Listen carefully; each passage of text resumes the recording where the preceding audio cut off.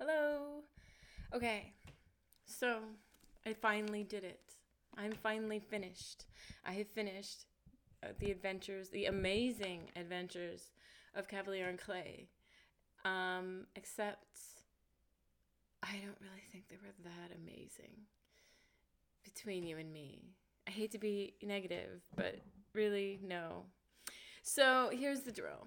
I started reading this book, and I was pretty enamored with the book when I began reading it. The sentences are just so well crafted, and I thought, this is a writer whose hands I feel comfortable being in. He's going to tell me a great story. I was kind of wrong about that. So, here's the problem. I usually, in a book this long, I would usually expect. I'm going to move my chair. That's better. In a book this long, I would expect that after about the first 100 pages or so, there would be some plot event that would be inserted. But there just didn't seem to be any plot. All the chapters seemed to be their own kind of little vignette about one of the two cousins. So essentially, there's two cousins who are trying to make their way in the comic book publishing industry. 600 pages of this. I mean, there's slightly more to it than that, but not a whole lot. I don't want to spoil it.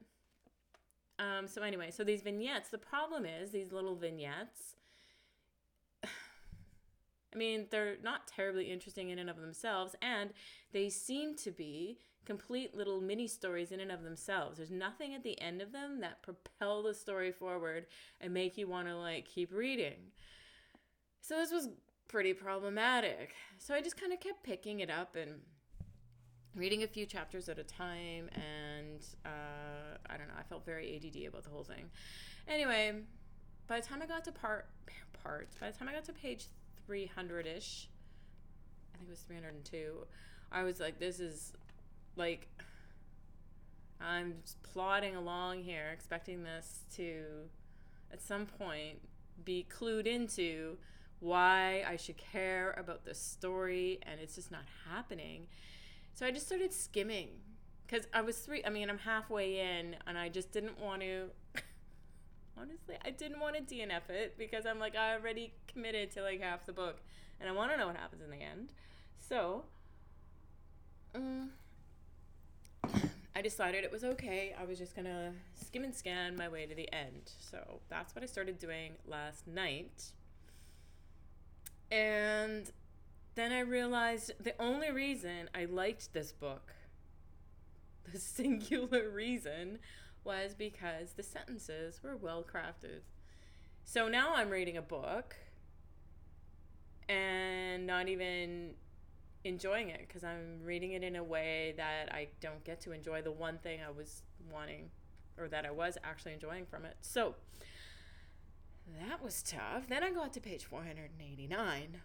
I don't know why I remember it specifically. I think because I was so annoyed. Because page 489, I should say, is when it becomes clear why all this other stuff you were supposed to care about it. It's the thing that was interesting. It's the one event that's actually interesting. And if this event had been the way the book opened, you would have wanted to read. Then all this other mundane stuff might have seemed interesting because you would have wanted to know. But because it was told chronologically, you never can this. It's just oh, these people are having their lives like most people do, and there's not much going on, and it's not. Oh, the sentences were well crafted, but the writing itself was not well structured. And when I realized that this book could have been made that much better, I was even more disappointed that I had spent so much of my time with this book. It was just, it was very, very frustrating. But by then, I mean, I was in, so I was going to finish it. I had no, I wasn't going to back out at that point. So I did finish it. I don't know what else to say.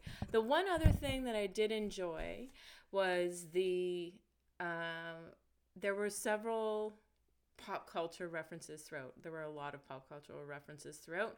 In particular, the Surrealist movement, and there's like a whole chapter dedicated to an incident with the Surrealist painter Salvador Dali, and it's a pretty funny chapter.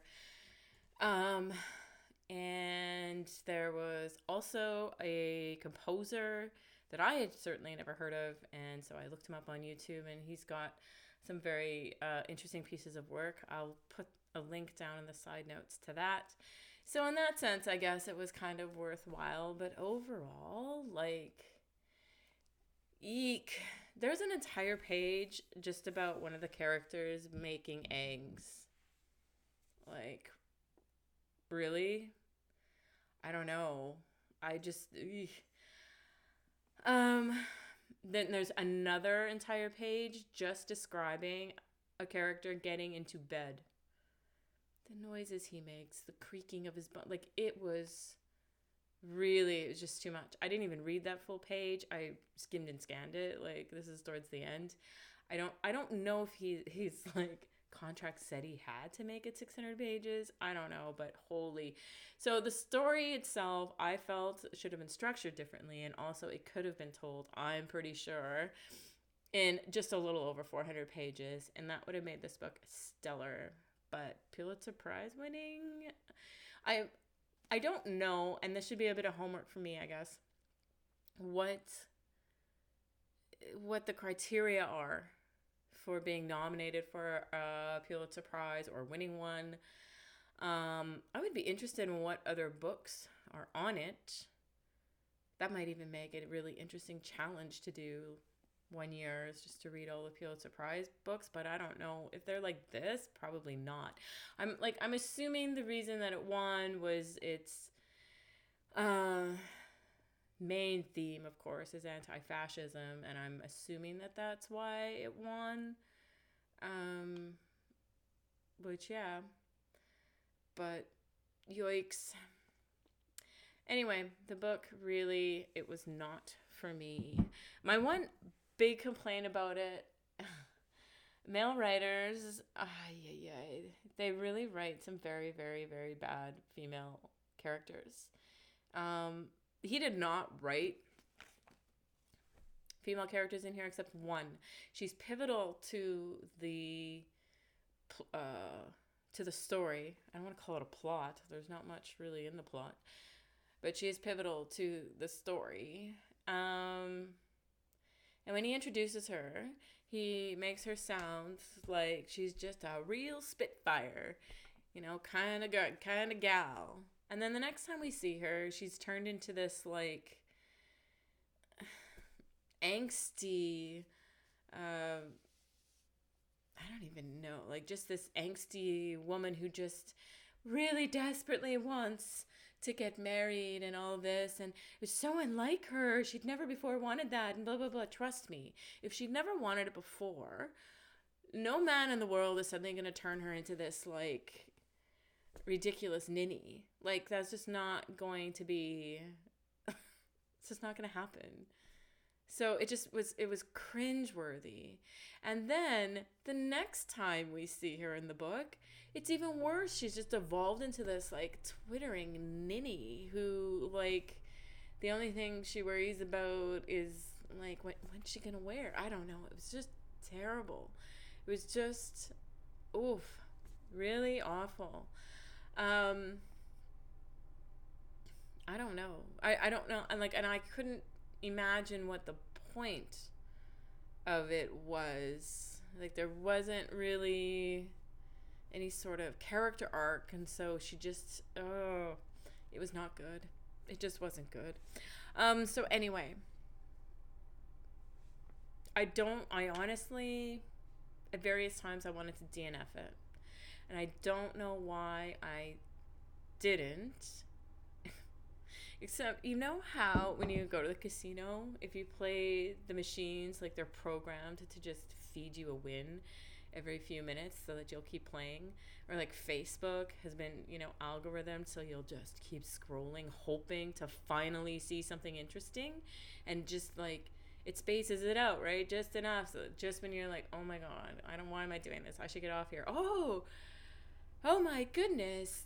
There were, I don't know, insert some outrageous tabloidian celebrity news here. But anyway, that's what I felt like the writing in this book was. It was like just every couple paragraphs, there was just some sentences that were just so well crafted, and you just felt like, oh, that's brilliant. And then you just kept reading for that. And every now and then, there seemed to be a hint of something interesting was going to happen, and so you would keep reading, hoping to finally get a plot point or something. And then that just didn't happen until page 489, when you were like, oh, well, I would have found this whole book much more interesting if I had known that, like, at the beginning. I just don't know. But anyway, it was his story to tell, and he told it the way he wanted to. And yeah, it didn't work out for me. So I'm giving it 2.5. Right now, I'm giving it 2.5 cups of tea. Often once you've sat with a book for a little while, the rating changes. But I mean, I don't imagine it going up to 3. I think if it does go down, it's going to 2, but it'll be a rare book. It's rare. Usually if I'm going to rate a book 1 or 2, if I feel like that, I just DNF it, because I don't see the point in reading books that do that to you. But I did it with this. So yay for me and having perseverance, starting my year off with some stick-to-itiveness. And now I'm going to move on. I have to go do some housework and stuff this afternoon, so I'm going to continue listening to my audiobook. I'm currently listening to Hillbilly Elegy, which so far I'm also not enjoying very much. He's just mostly until now been telling his personal story of growing up. I feel like from what I'd heard about the book, that might just be the setup to give himself the credibility that he wants to impress upon you that he has, to critique or analyze or provide perspective on the next thing that I think he's going to talk about, which is the movement of the lower middle class and the working poor towards the right of the political spectrum, which is why I selected that book to listen to. That was the part that I was interested in. So I don't know. So far I'm 2 hours in, 3 hours in, and we're not there yet. So we'll see. I'm hoping that that'll happen this afternoon. And then the next book I'm going to read, I think, is going to be the first book in the Cornish trilogy, just because I need a win. And I know I love these books, and they are on my goals for 2020. I've read all 3 of them, but I wanted to reread Robertson Davies again. I haven't reread him since, it's been about 20 years actually, since my 20s. And you just know that some books, when you go back to them, you're going to bring so much more to them once you've lived a little. So I'm excited to read these, and I just need something to read that I know I'm going to love, because otherwise I think I'm going to stall out on reading for a while. Just after that, it was so exhausting. Anyway, that's where we're at right now. That's it for this entry. I hope that you have happy reading.